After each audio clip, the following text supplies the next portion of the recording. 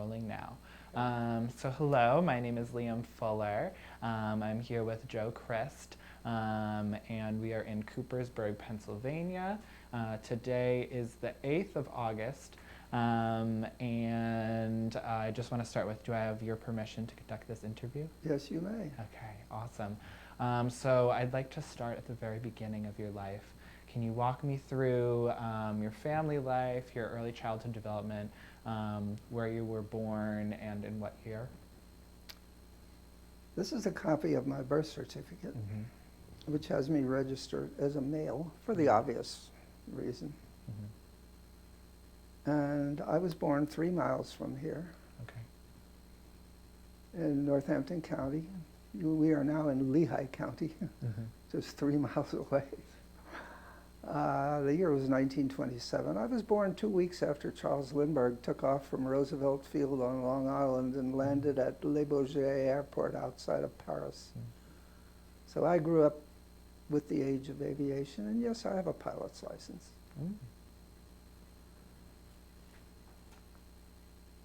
My father committed suicide in 1930. I was 3 years old.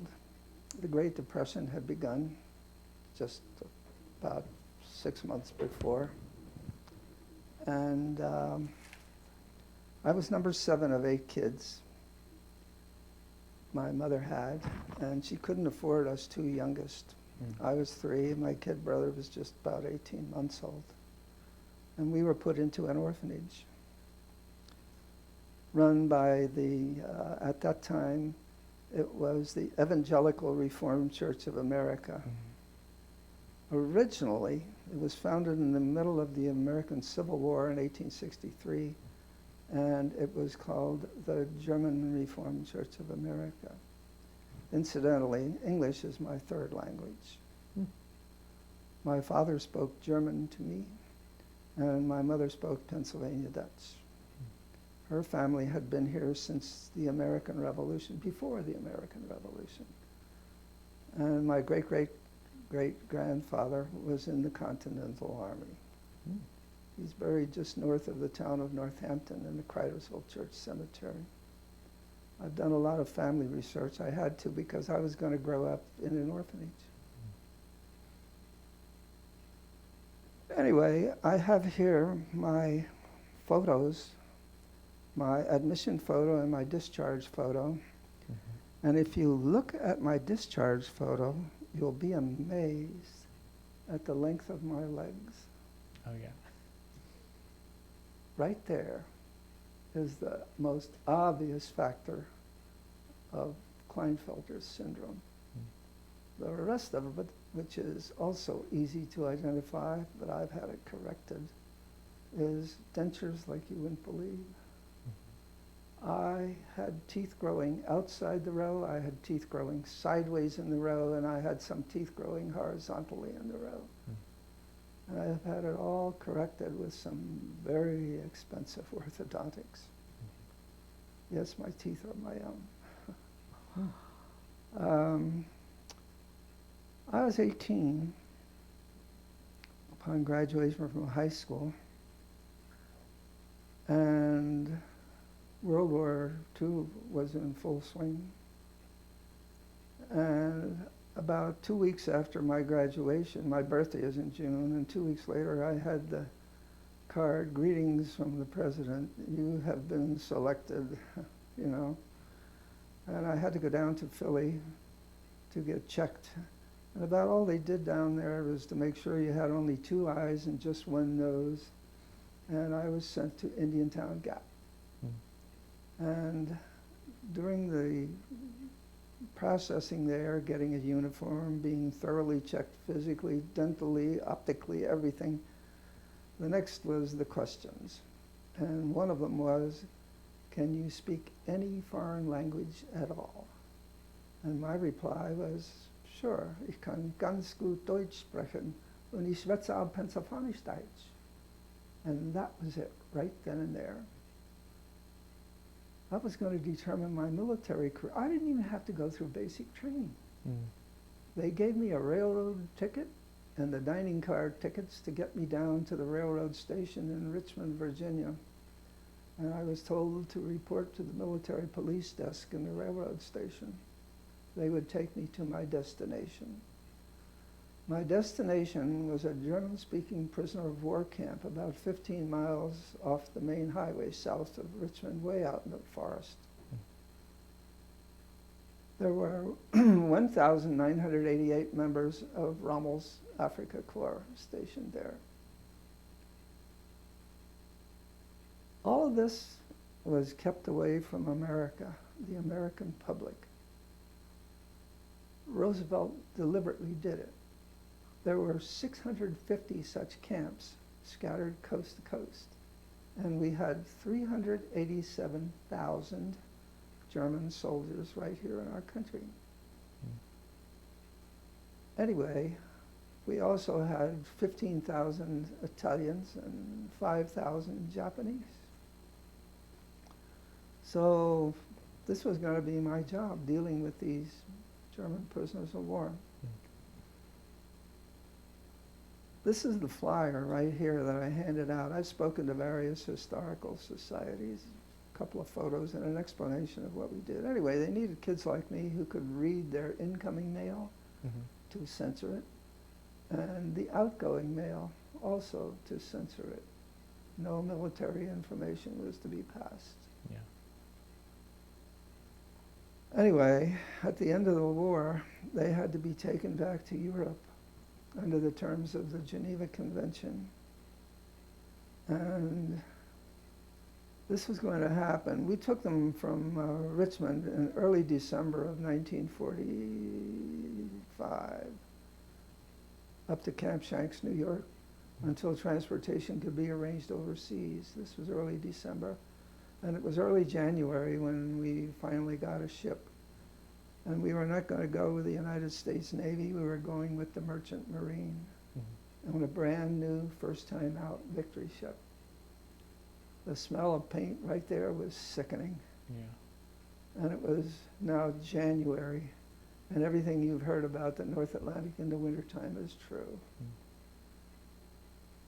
There were times that you could not see over the top of the first wave from the wheelhouse of the ship. The ship was not only going up and down, it was rocking back and forth and side to side. When we left the New England coast, the Merchant Marine captain called, there were 18 of us, called us into the dining room, which was about the size of this room. And he said, "Gentlemen, this is not going to be a pleasure trip." And he said, "If anybody falls overboard," he said, "that's it." He said, "It takes us 15 minutes to turn this ship around to where somebody fell overboard, and you cannot survive the North Atlantic for 15 minutes. And he said, "We ain't picking up bodies." Nobody fell overboard.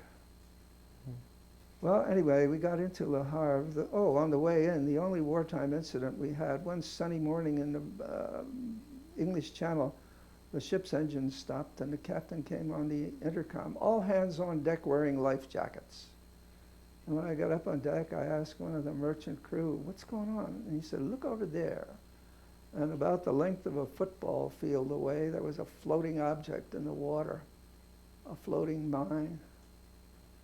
So the gun crew got on the front deck gun, took one shot to get the range, and the second shot, the mine went kaboom. And all hands stand down. We went into Le Havre and unloaded the prisoners there until inland transportation could be arranged. The inland transportation was going to be the same boxcars that the Holocaust victims had used.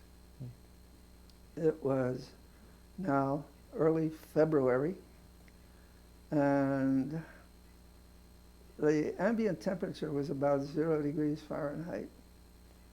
It's a trip that you could make today in maybe 3 hours, but it was going to be a 2-day overnight trip because the Germans had torn up the French railway network moving in, and we tore it up even more, chasing them out.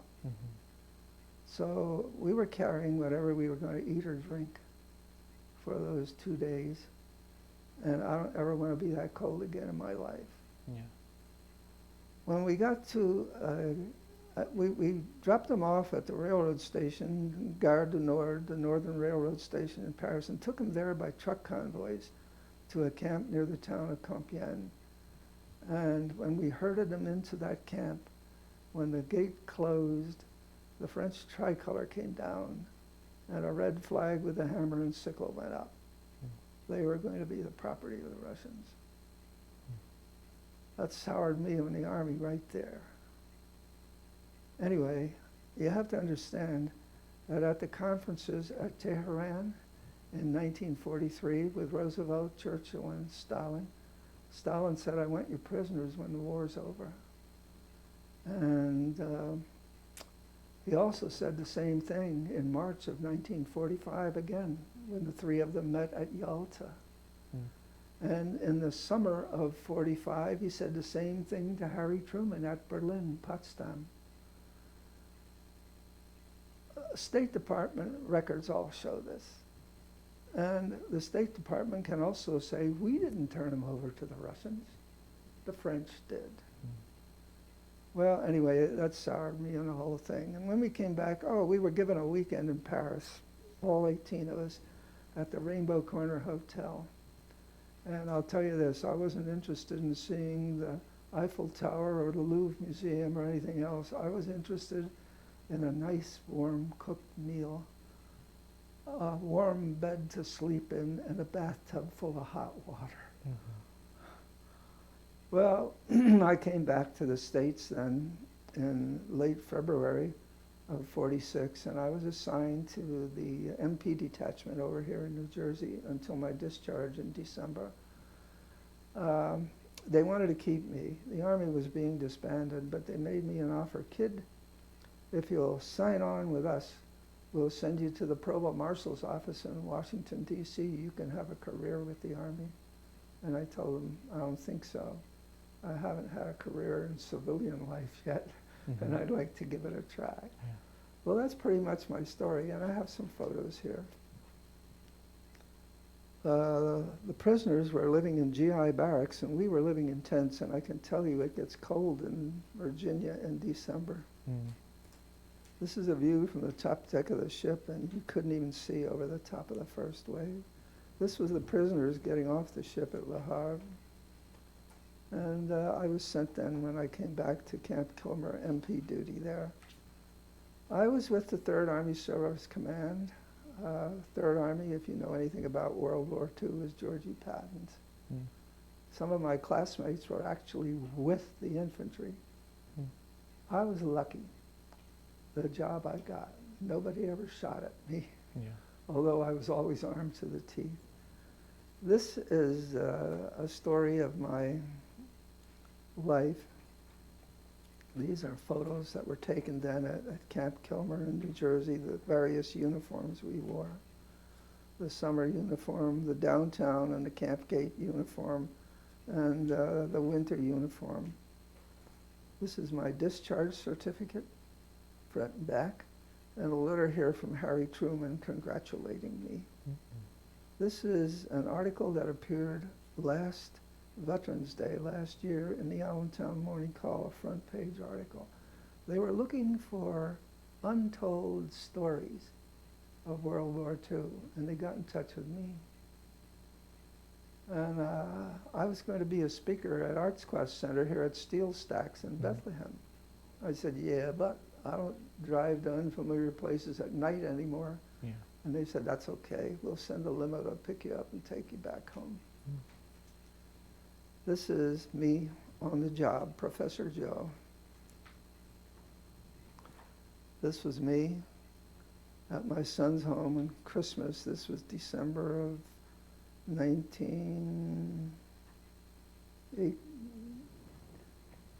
2014.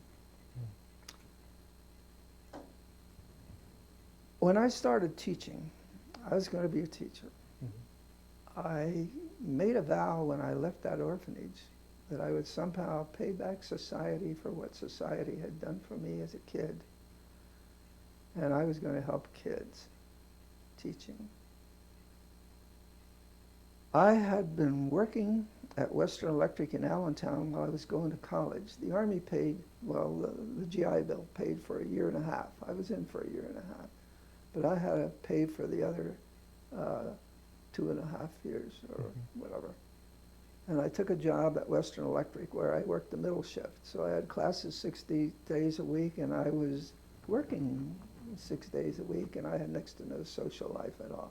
Anyway, the day I graduated, I was earning 2.5 times what a starting teacher makes.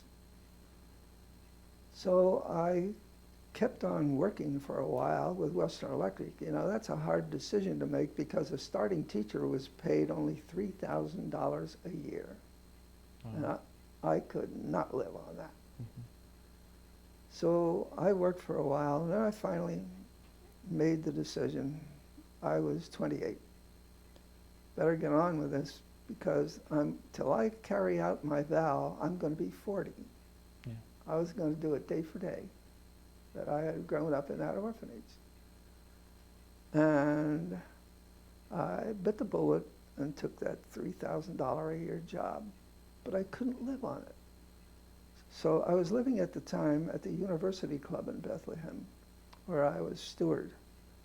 And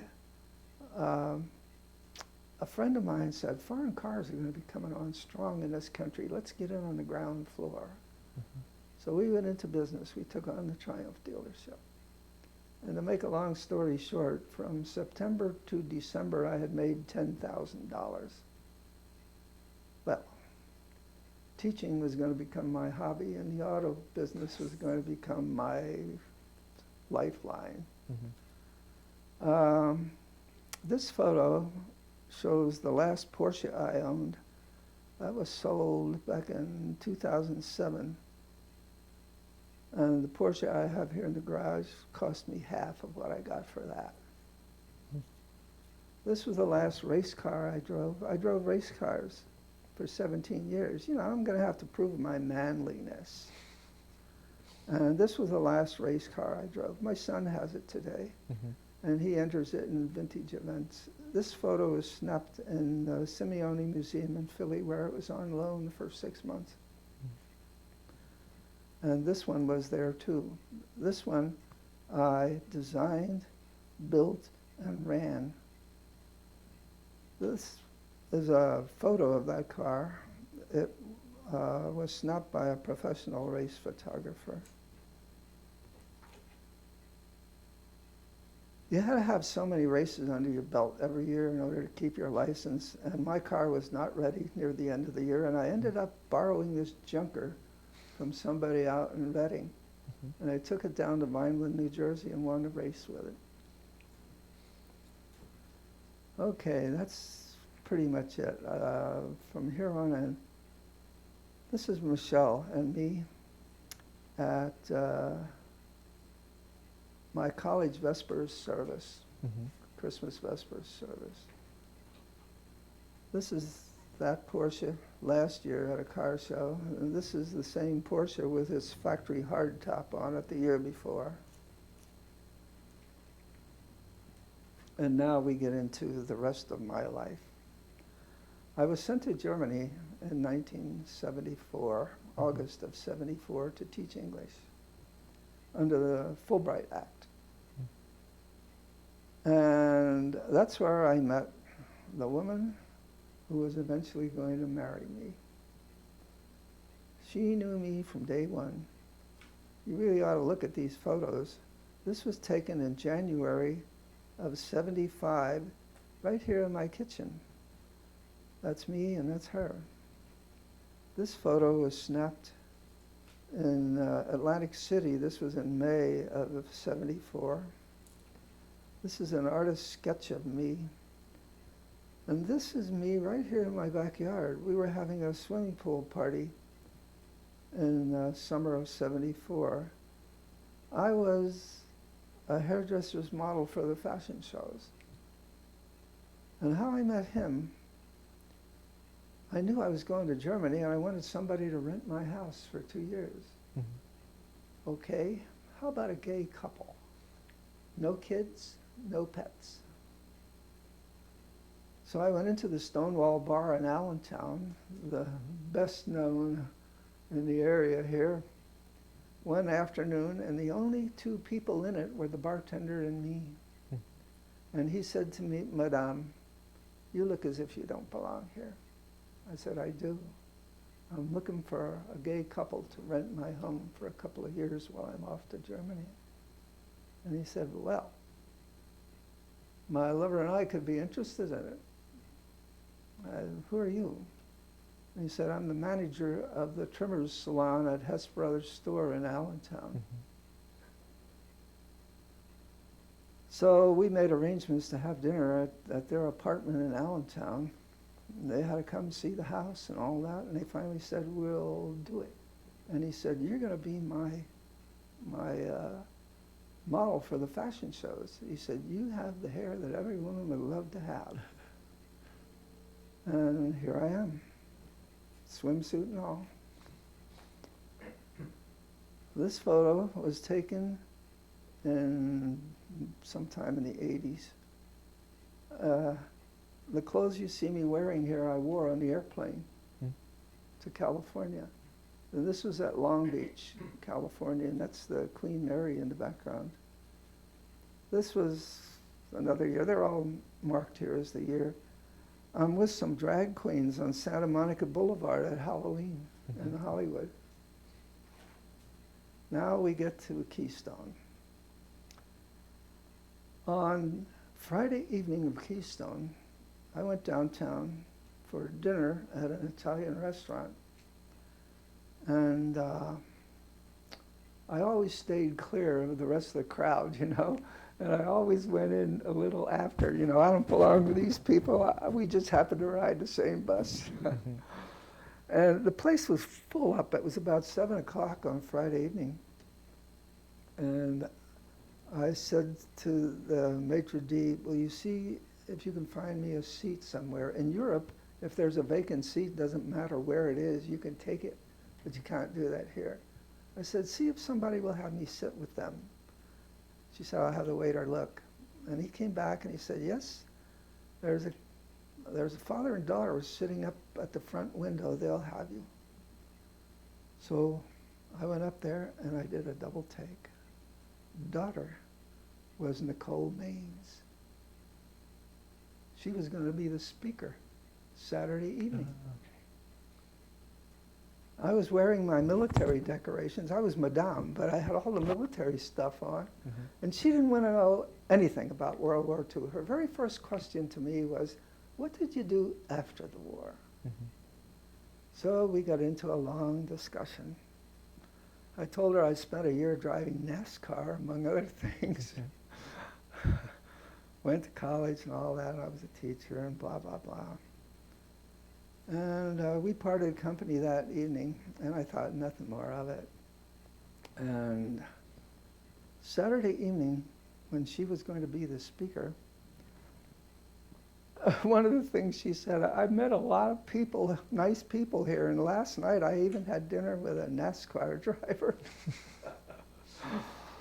And when she came down from the podium, a line formed to speak to her. I walked right past the line and walked right up to her, and she just threw her arms around me and began to cry.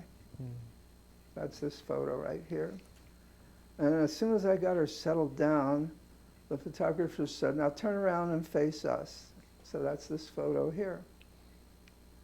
She had her surgery done that summer.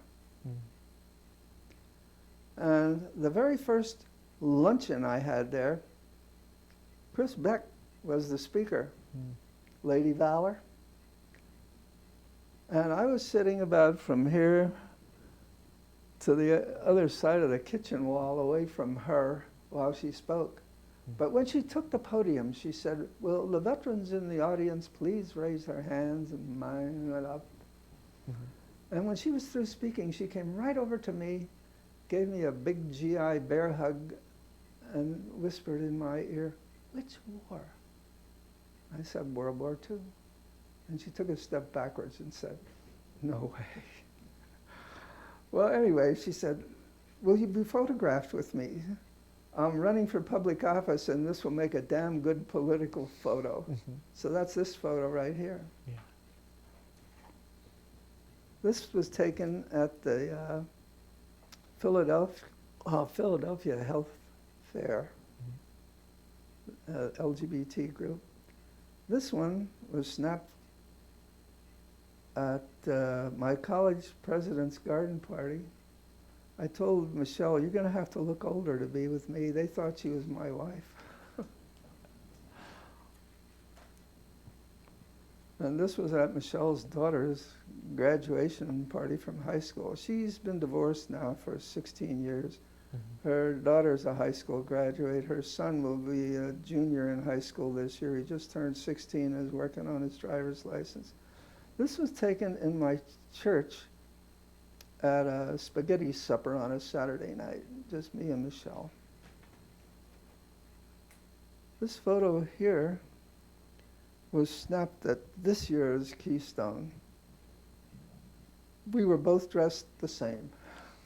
I bought an outfit for her that was just like mine. Yeah. This one was snapped at a Renaissance meeting here in the Lehigh Valley. Mm-hmm. This one was snapped at the LGBT Center here in Allentown. And this one was snapped on a Bermuda cruise that we took last summer. I appeared in Messenger magazine, a full-page article. Mm-hmm. And I was also a speaker at the LGBT Center, and this was the flyer to advertise it. This was a list of the questions that she had me explain, like you have here. And this is a photo of me speaking, you can tell.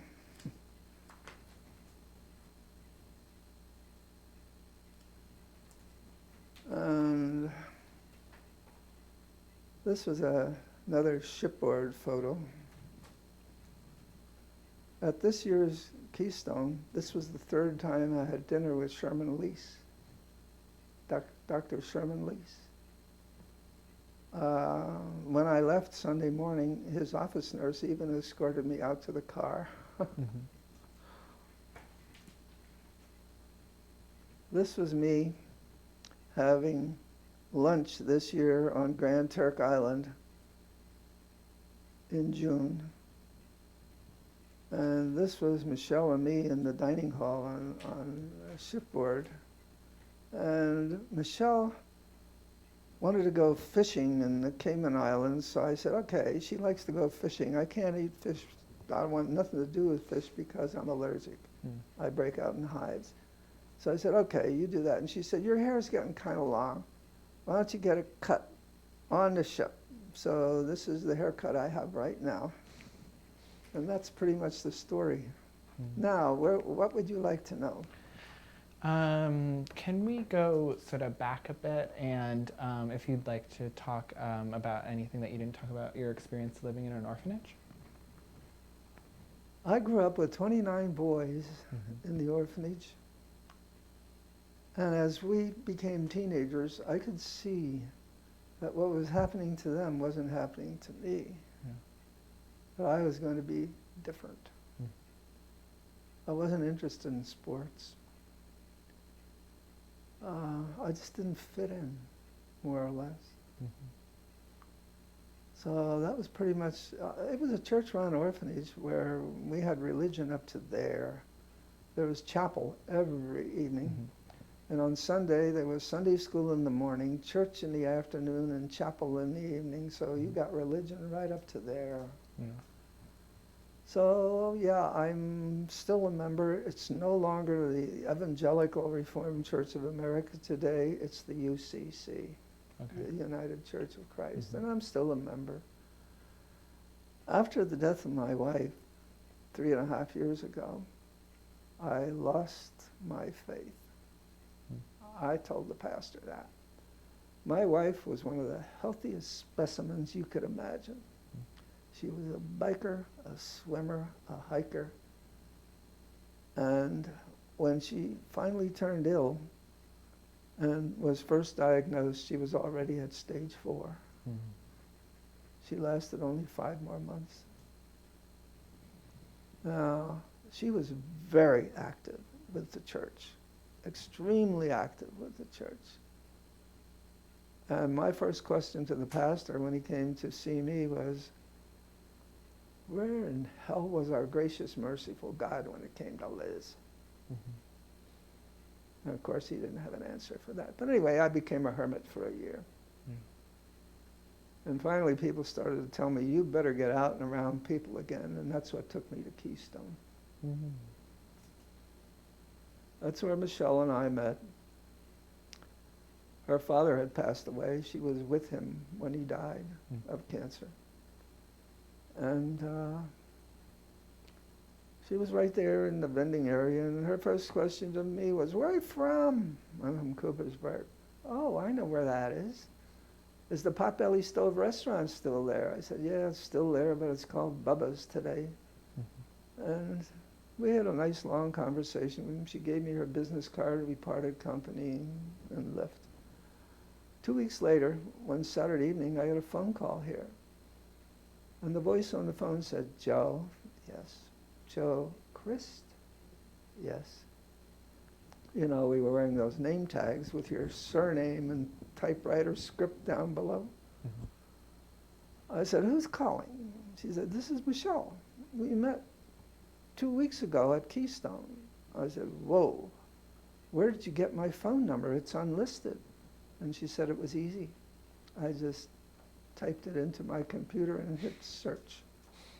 And up came not only your phone number, but your home address. And I have GPS so I can find your house. I said, since you've gone to all that trouble, why don't we get together some Saturday evening when you're off from work, mm-hmm. and we'll do dinner. And that was the beginning. Her replacement father. Yeah. She's the daughter I never had. I have only a son out here. Yeah. Well, where do we go from here? Is there anything about your educational background that you haven't talked about? Well, yes. I grew up in the orphanage. That was grade school. Mm-hmm. And I went to high school in Wummelsdorf. That's where the high school was, just about a mile away. Yeah. And entered the Army. And I went to college then, Moravian College by choice. Mm-hmm. My father was from the province of Moravia, but he was not a Moravian, he was Roman Catholic. Mm. And I chose Moravian College because they could take me as a day student. Mm. And my means of getting to and from college was a motorcycle at the time. Yeah. And I became a pretty damn good motorcycle rider. In fact, I joined the AMA, the American Motorcycle Association, and I got their competition license. Mm. I had to prove my butchiness. And in the Labor Day Nationals of 1948 up at Laconia, New Hampshire, I had an accident in practice. It happened this way. We were running on the paved surfaces, the blacktop surfaces in the state park. And there was a hairpin turn, and some guy had spilled it right ahead of me, and his oil tank broke open. And this is not farming country up there. It's lumbering country, and they had bales of wood chips. So the corner crew broke open one of those bales of wood chips and put it on the oil to soak it up, and when I hit it, it was like hitting wet cornflakes. Mm. The bike went right out from under me, and I came down on top of it, and I got damaged right under the ribs. It didn't go in, but it bruised my liver. Well, this was in practice on Saturday. And on Sunday, there were 45 starters. I was number 40 of the 45. And at the end of the very first lap, there I was number 2. And the crowd kept hollering, go get him, go get him. And I kept getting slower and slower and slower. And I ended up in 17th spot, and they were paying only to place 15. I managed to come home, and I passed out the next night at work in Allentown. I had what they call traumatic hepatitis. I turned yellow, and it was going to be a long road of recovery. It cost me a semester of college. Well, the doc said, no more cycle riding for you. Mm-hmm. So, okay, why not turn to race cars? And that's when I went to NASCAR. And they were running on dirt tracks at the time, the old horse racing dirt tracks. There were no paved tracks back then, and it was one of the dirtiest, I mean, physically dirtiest sports you could imagine. Mm-hmm. I lasted 1 year. And I turned to SCCA, the Sports Car Club of America, because they ran on paved surfaces only. Mm. And I spent 17 years driving race cars to show my manliness. Mm-hmm.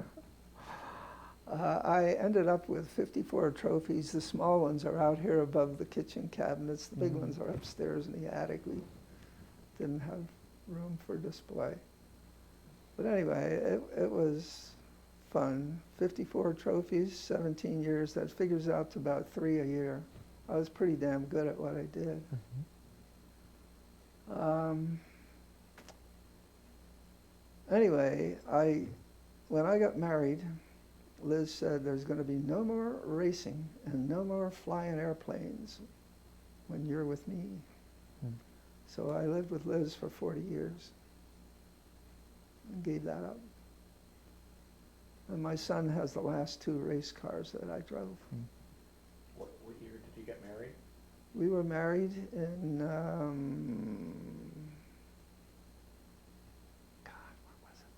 It was 75, June of 75. I had her here in January of 75. She said, do you want to dissolve this relationship we have? I said, not really, but I had to go back because I have 19 years of teaching behind me. I want to keep my pension.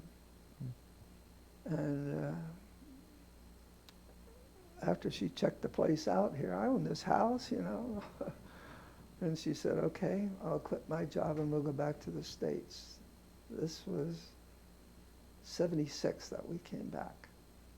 I spent 2 years teaching in Germany, and that's where I got to know Professor Dr. Karl Knar and his wife, Professor Dr. Henrietta. He was head of obstetrics and gynecology at the hospital, and she was head of the cytogenetics lab at the university in town.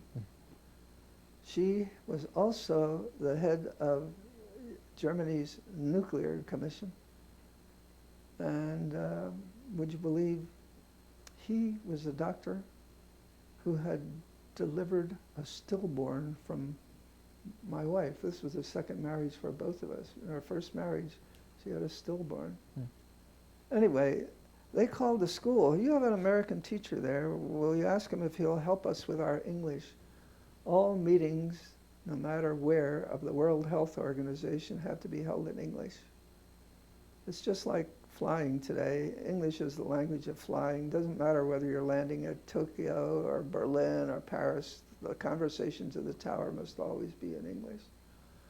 Well, anyway, they wanted some help with their English to attend the World Health Organization meetings and also to translate some of their articles that they had written into English for publication here in the New England Journal of Medicine and the Journal of the American Medical Association. So I did that. And in the process, I had to work in the cytogenetics lab so that I would know what I was writing about. And she was dealing with chromosomes. You should have 46 chromosomes, 13 pairs. And she could cut them out to paper dolls and hang them all in a line in the lab. There better be matching pairs. And she knew which chromosome was going to be which disease. She had this all figured out. It was the process of amniocentesis. I don't know if you know what that is. It's removal of fluid for this coming child from the uterus. You take out some fluid, and using the chromosomes, you can tell everything. Whether it's going to be a boy or a girl, whether it's going to be a blonde or a brunette, you could tell everything. And would you believe that's where I found out who I am? Yeah, in Germany? I was 47. I had to work with this stuff to know what I what I was writing about. And that's where I found out. And I have a condition that Dr. Harry Kleinfelder never even dreamed about. I have 47 chromosomes instead of 46, and that 47th chromosome is an M, a female. So that's who I am. Yeah. Any other questions? Yes. So what did you study in college? I had 3 majors. Mm-hmm. I had English, which I had to learn all along through school. I had German, because it was easy. And I had social studies, because I had to find out, who am I? What's my background? What is my historical background? And I found it out in spades, including going to Germany. And while I was there, they have classes 6 days a week. Mm-hmm. And the principal said, you're not going to have Saturday classes. Our government wants you to travel on weekends. So I did, including beyond the Iron Curtain, to find out, what's my origin? Where did I come from? Who am I? Mm-hmm. And it was eye-opening for me. When I met my Aunt Anna, these people were all driven out because they were of German descent at the end of the war, west of the Iron Curtain. Mm-hmm. With 50 pounds of whatever you can carry, leave the key in the lock and get out. My Aunt Anna gave me the 2 photos you see there of my father's parents, my grandparents. I said, this was part of your 50 pounds? And she said, pots and pans and blankets can be bought anywhere. That grave tablet down there was my grandfather's grave tablet. He was buried right in front of the church. He was somebody. It was his wife's gravestone initially with that tablet bolted on the back, because over there you can put 2 people in the same grave plot. Oh, okay. So the priest said, would you like to take that along? I said, yes. He said, I'll dismount it for you. He said, if you come back next year, it might not be here, because the communists are taking the headstones and cutting them up into building blocks. So he gave me that. And so they wouldn't, coming out, they wouldn't find anything valuable. He gave me he was an oil painting artist, that was his hobby, and he gave me an oil painting on a piece of cardboard that he had done a couple days before we left. And he said, put this on top of the pile in your trunk. And would you believe that's what they gave me grief at the border? This oil painting. They never checked anything else. Yeah. I've had experiences like you won't believe. Mm-hmm. Did I answer your question? Yeah.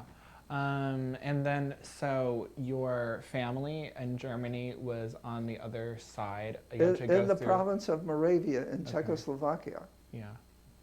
which was part of the Austro-Hungarian Empire way back then when my father came here. And Hitler took it over. That was his first move, right next door to Austria. First Austria and then Czechoslovakia. And when the Russians came, incidentally, Patton was already in Prague. And he got called back. Patton was just one of those, a pusher. And he got called back by Eisenhower. You get back here in Western Germany with us. Yeah. So then, what subjects did you teach in school? I taught, would you like to hear my last year's teaching schedule? Yeah. I was teaching at Freedom High School here in Bethlehem in the morning. And in periods 1, 2, and 3, I had them for social studies. Period 4, I had the seniors for German 4. And from there, I went to one of the middle schools, Brockle Middle School in the south side of town, where I had 2 6th grade classes for what they called Introduction to a Foreign Language, and I had the 8th graders for German 1. How's that grab you? Sounds like a busy schedule. When I quit, Yeah. I needed some hernia surgery. I knew that in January already. But because they had given me that schedule, I thought, okay, I'm deliberately going to quit on April 1st.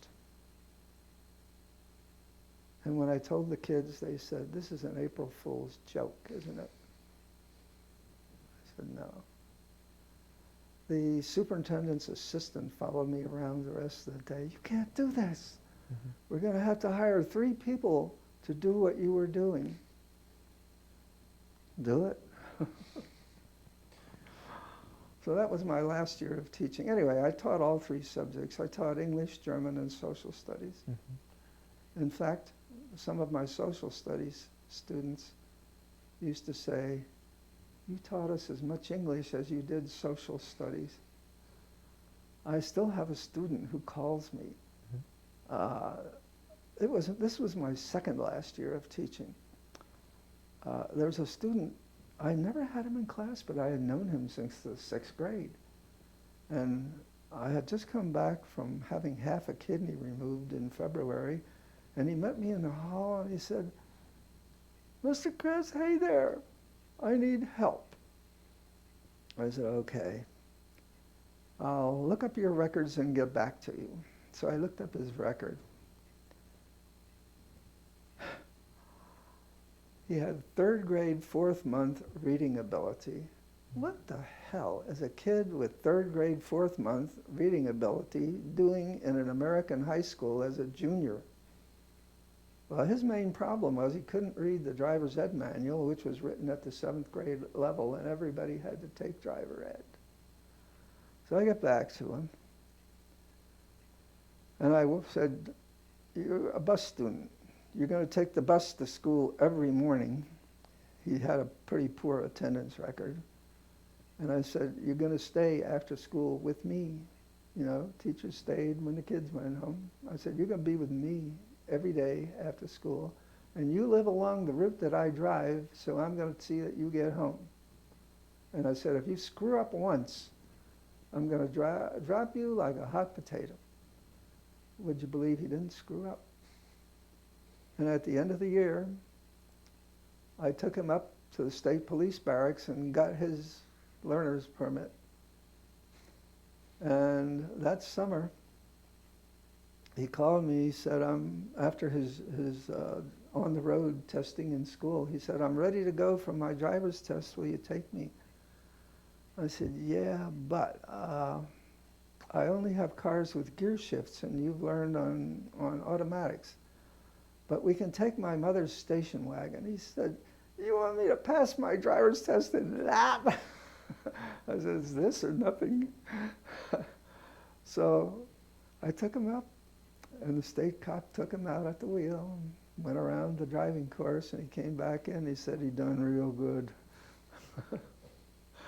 Would you believe this kid still calls me? Mm-hmm. Wow. He thinks I'm God or something. He's now in his mid-50s, and he'll be graduating from college this fall. And he said, will you come to my graduation ceremony in October in Washington? I don't know if I can manage that. Yeah. I've had experiences like you wouldn't believe. So what years were you teaching? What approximately? I taught from 1955 to 1985. And my military time counted on top of that. So I had 31 and a half years pension coming.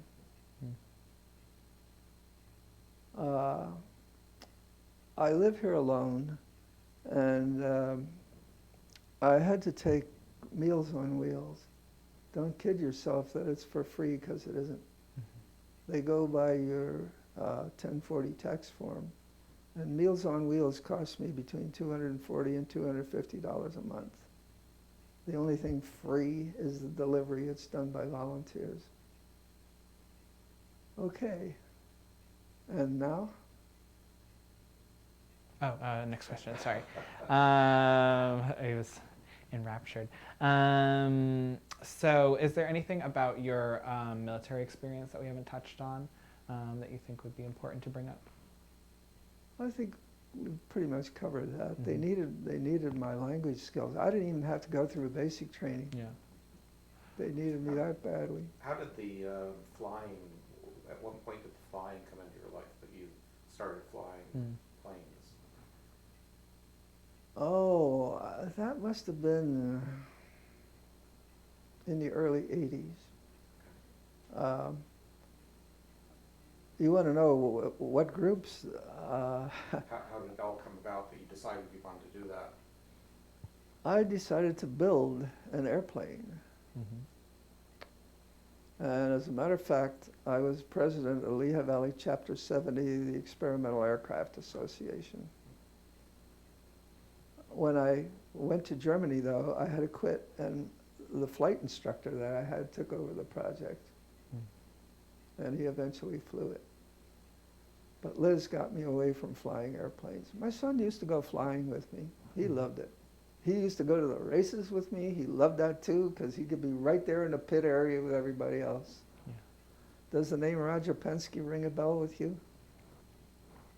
Roger Penske was a Lehigh student when I was back in the business, the car business. And I watched him destroy one of those early Corvettes, the engine. It was smoking for laps. And finally, it just wouldn't go anymore. And he showed up in my shop on a Monday morning. Would I put an engine in his Corvette? I told him, no, get out of my shop, kid. Don't ever come back. One of the biggest mistakes I made in my life. How did you get into the car racing, and about what year was that? Oh, God, when was that? This was in the 50s already.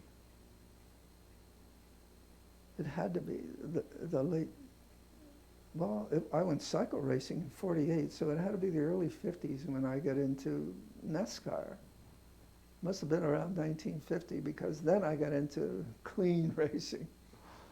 Out here in the hall, there's a plaque hanging, member of the PHA Hall of Fame, the Pennsylvania Hill Climb Association. I had a reputation as Sir. And so you were doing the racing alongside your teaching? Oh, yeah. Yeah. Mm-hmm. Oh, I got held for that one morning. Mm-hmm. I got called into the principal's office. Mr. Christ, there are some school board members who are excited that you're spending your teacher's salary on racing. My answer was, if you know a school board member who knows how to support a race car on a teacher's salary, tell them I'm interested. That ended that right there. Yeah. I've had a life. Yeah.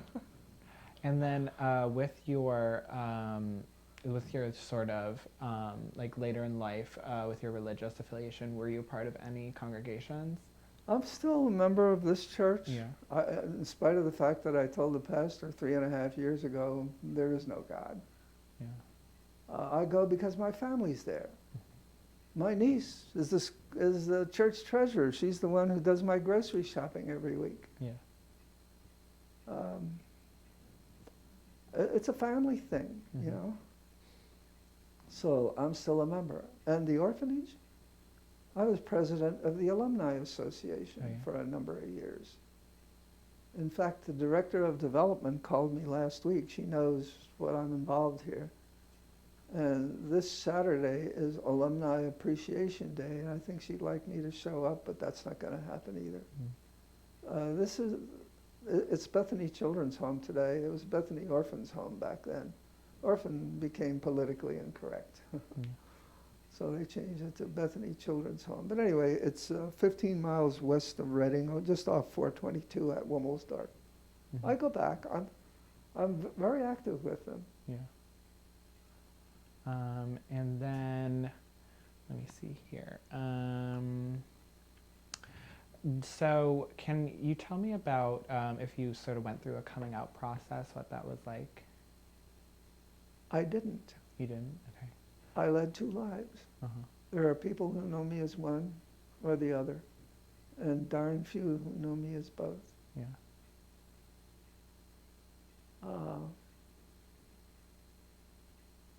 There was no real coming up. My son has never seen me looking like this. Mm-hmm. And he's right outside here. Yeah. So when did you start presenting as the other, as you put it?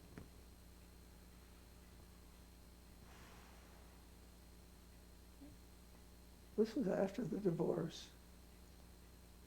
And that was 73. Mm-hmm. And that was your first wife? My first wife, yeah. 1973. I looked at it this way. Life has handed me a lemon. Why not make some lemonade? So then after 73, then did Liz know you? Liz got to know me in 74. Yeah. And, well, you can look at the photos here. In fact, you can decide which of any of them you'd like to have. Mm-hmm. They're in my computer. Yeah. Okay, awesome. And so then can you talk a little bit about your first marriage, if you want to? Let's put it this way. With Klinefelter's syndrome, I was living on the fringe of society. Mm-hmm. I didn't get married until I was 28. And when I applied for a teaching job, that was one of the first questions they asked me, are you married? Mm-hmm. Have you been married? Yeah. No. But I'm planning on being married in August of 55. So that solidified it. I did my practice teaching for this particular principle. And he said, I want you on my school staff. Mm-hmm. He said, you won't have to lift a finger. I'll take care of it. And he did. Yeah. And then, so with Liz, did you meet her in Germany then? Of course, we were teaching in the same school. She was teaching British English and I was teaching American English. Mm-hmm. Two countries separated by the same language. Yeah. And then, so with your marriage to Liz, then you both moved back stateside. Yes, in 76. In 76. Summer of 76. Yeah. And then she passed away a few years ago, you said? She died in January of 2014. Yeah. The most horrible death you can imagine. Mm-hmm. We both have living wills, had living wills. And her very best girlfriend used to go with me every day to the hospital, watching what was happening. And finally Rosie said to me, Joe, we had to stop this. Look at her. Rosie was one of the signers of her living will. Mm-hmm. So she had 4 oncologists. One of them was always on duty on a weekend. It was a Sunday afternoon. I said, okay. I said to one of the orderlies there, call the nurse in. And when she came in, I said, I want the doctor to come here now. And when he came, I said to him, Rosie had a copy of the will, she was one of the signers. She said, you're violating this living will. And he said, I know we are. What do you want me to do? I said, I want you to turn off everything but the morphine. She passed away the next day. And in effect, I killed her.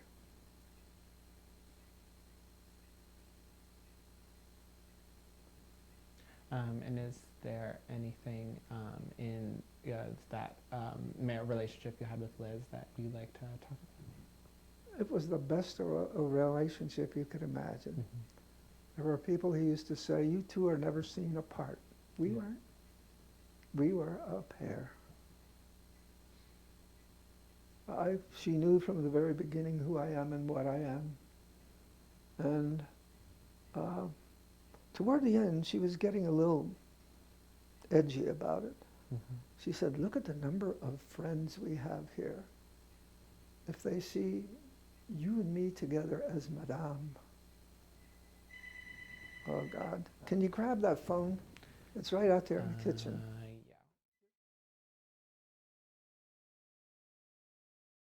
Yeah. With Liz. It was the best relationship you could imagine. Mm-hmm. She was just thrilled. She had many names in her life. Her first name, she was born in 1940, right at the beginning of the war, first year of the war. And her birth certificate read Liesel. If you had to translate that into English, it would read Lizzie. And when she became a teenager, she said, don't want that name. Every cow in Bavaria is named Lizzie. I want my mother's name. So she had to change to Elizabeth. Mm-hmm. And when she got married, she became Frau Bachert. She had been Elizabeth Reinl, same name as her mother. Well, her family still referred to her until her death as Liesl. But when she went to college, she was Ellie to her classmates. She had various names. And when we got married and came over here, she was no longer Elizabeth. She was just going to be Liz. So she became Liz Christ. And that's the name she was happiest with. Yeah. Well, yeah, it was a blow, her death. I became a hermit for a year. Mm-hmm. And Keystone is what got me out of it. The 2014 Keystone, 2015. Yeah. 2015. So then can you talk about raising your son and your relationship that you have with your son?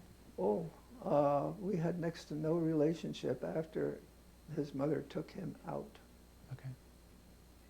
He finished his last 2 years of high school with her. I really wanted to see him through high school, period. But I didn't. And that was the end of our relationship. And he's been through 2 marriages as an alcoholic. And he's been living this lady that you see outside here for about 10 years now. Mm-hmm. And I paid for his rehab in January of last year. That cost me $12,850. He didn't have any money for his my grandson's education. I paid for that too. After high school, $40,000.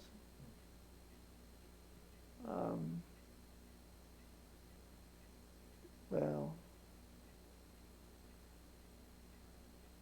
the grandson, I bought him his first $5,000 car. He needed a car to go to work and to go to school too. Mm-hmm.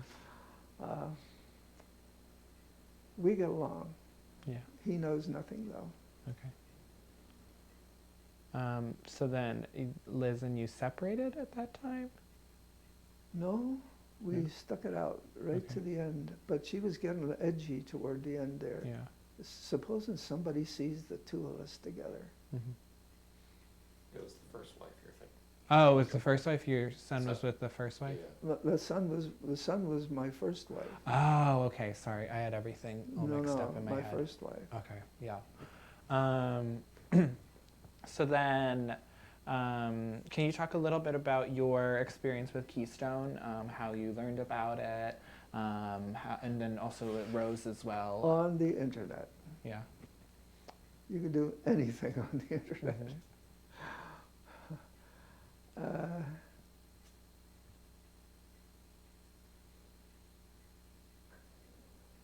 Well, you've already heard the story of how I met Michelle at that very first Keystone. Yeah.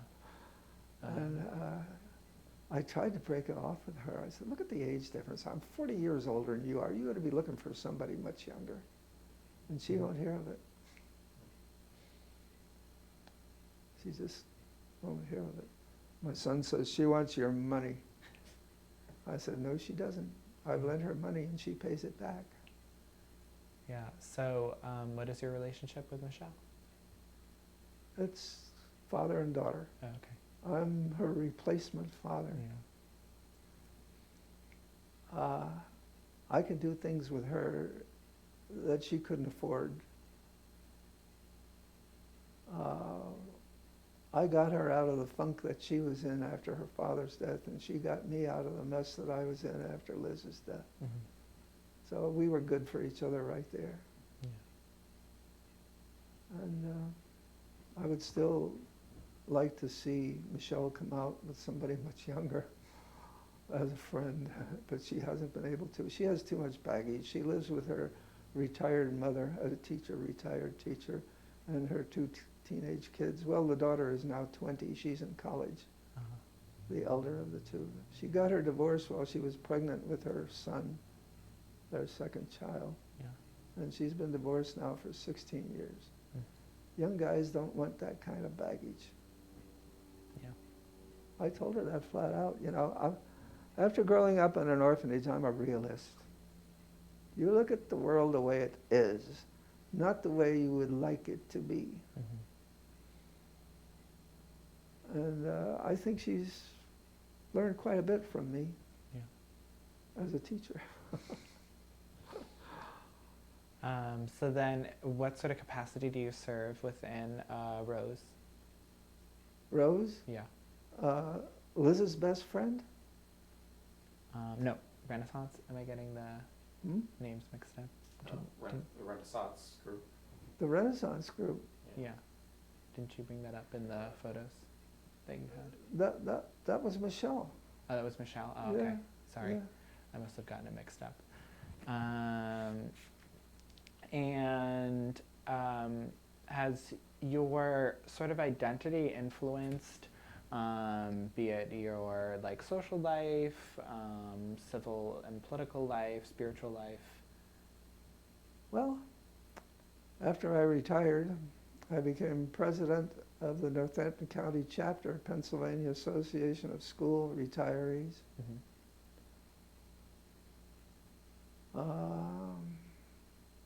While I was racing, I was president of the Warhampton Motor Club, sports car club. Mm-hmm.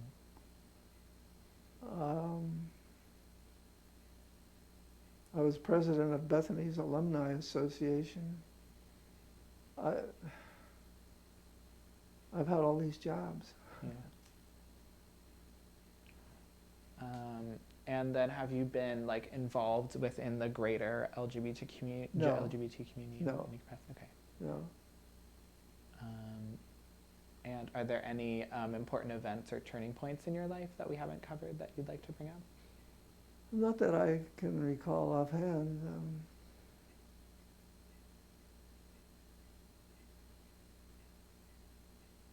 I told Mary Ann, don't come in while you're here. Yeah. And then was there any, can you talk a little bit more about, you were talking about the drag queens on Santa Monica, and your... I went out to visit the gay couple. They ended up on, Fuller Avenue in Hollywood. Mm-hmm. I went out to visit them. Yeah. They took over my house here. And for a while, they had a penthouse apartment in Boston. Liz and I went to visit them there. Mm-hmm. And Liz went off to Germany to visit her mother, and I shouldn't have pulled that off. I took off to visit Rich and George out in Hollywood. And when I called her from Hollywood, she just was blown away. Yeah. But I visited them quite a few times. Mm-hmm. We're still in contact. Yeah. When he decided to take me on as his model for the fashion shows, I said, how are you going to explain me to your clientele and to your staff? And he stammered for a moment, and he said, you're going to be my aunt from Cleveland. Would you believe I'm still his aunt from Cleveland? Yeah. Wow. So like, how long did that whole thing last with your being a model for the fashion shows? About 2 years. And then, so did you get involved or did you visit any of the local bars in any capacity or anything like that? Yeah, but I never picked up any contacts there. Mm. I knew the two guys who owned the Stonewall. I got to know them, Gene and Larry, a gay couple. Mm-hmm. And if I would show up there on my birthday, a bottle of champagne right in front of me. They knew me. Yeah. And so within the like sort of greater acceptance of the LGBT community by wider society, have you seen any changes over your lifetime? No. I still feel like I really don't belong with this LGBT community. I attend the Renaissance meetings here in the Lehigh Valley, but I'm not a member. Okay. They assume that I am. They think I'm a member, But I pay every time I go for non-member, Yeah. Just cough up the $5. And they just assume I'm a member. While I was in rehab here in Richland Town for this, the president of the chapter showed up to visit me Mm-hmm. as Amanda.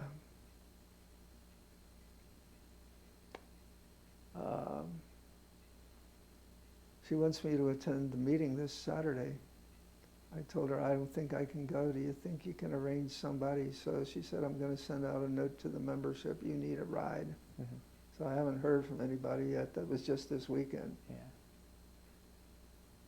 Yeah. I don't belong with this group of men, elderly men who wear dresses. Mm-hmm.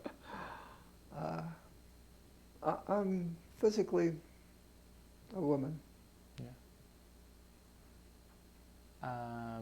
And do you think there are any sort of like challenges that remain for the community in the future?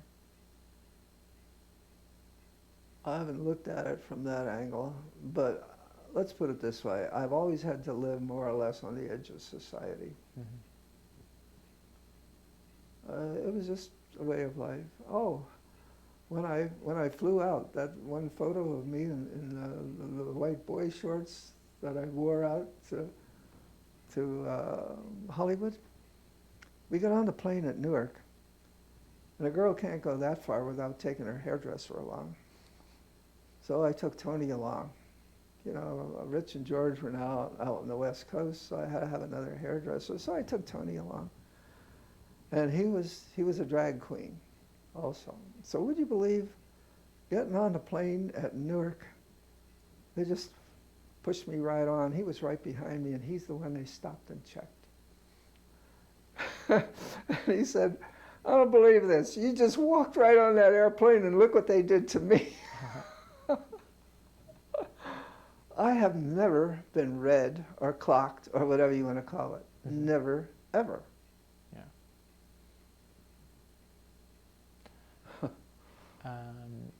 And then, is there anything we've missed throughout the interview that you'd like to bring up? Or have we pretty much touched everything? Can't think of anything. My other 2 years at Keystone were not the experience I had that first time. Mm-hmm. I was just blown away by Chris Beck and Nicole Maines. Who's writing the script for this? That's my next question. Where is this coming from? This is from the Central PA LGBT History Project. Yeah. So just the organization will type it up, and then we sort of follow the script, but then I go sort of off the path as well and write down stuff throughout the interview. Well, who is writing the script for my life? Where is this? The script for your life. Where is this coming from? I don't know. Barry is sort of in charge of that. I had somebody tell me one night when I asked the same question, God's not through with you yet. Yeah. Yeah. I have a question. When did you have the first inkling that you were different, or As a teenager did you? in the orphanage, I could see what was happening. Yeah. I grew up dormitory style with 29 boys. Yeah. I have No male features. I've had no surgery of any kind except life-saving surgery. I have no Adam's apple. I have no body hair. At Keystone, I went to the facial surgeons from England, and the guy checked me out, and he said, "You don't need us. You are a woman."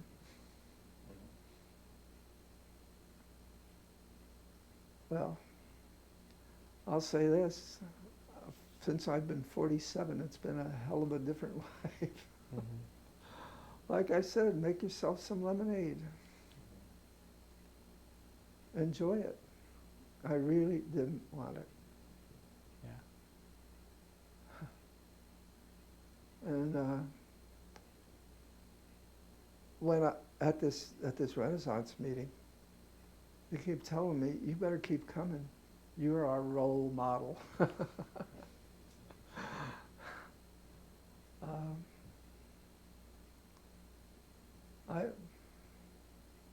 I enjoy both now. I can be both.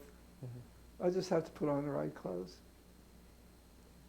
If I want my hair done, I just take a photo here along to holiday hair and say, "Here, this is what I want, do it." Wearing the right clothes, of course. It's so easy. Why not? I have this female figure.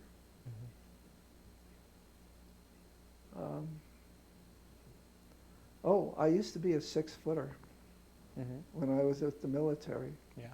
I have that famous woman's ailment now, osteoporosis. And would you believe I have lost 6.5 inches? Wow. I am now the height of your average American housewife. That too. It's so easy.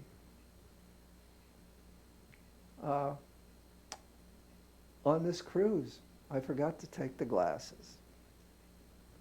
So I wore my GI glasses for the entire cruise.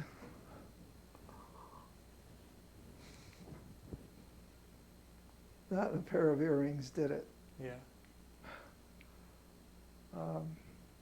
It's so easy to be either or, you know, including the voice. Yeah. Equipped with that too. Well, I guess that's all the questions I have. So I think this is a good time to end the interview. Yeah. Well, okay, you can have a look at some of these photos Yeah, here. thank you so much for sharing with us.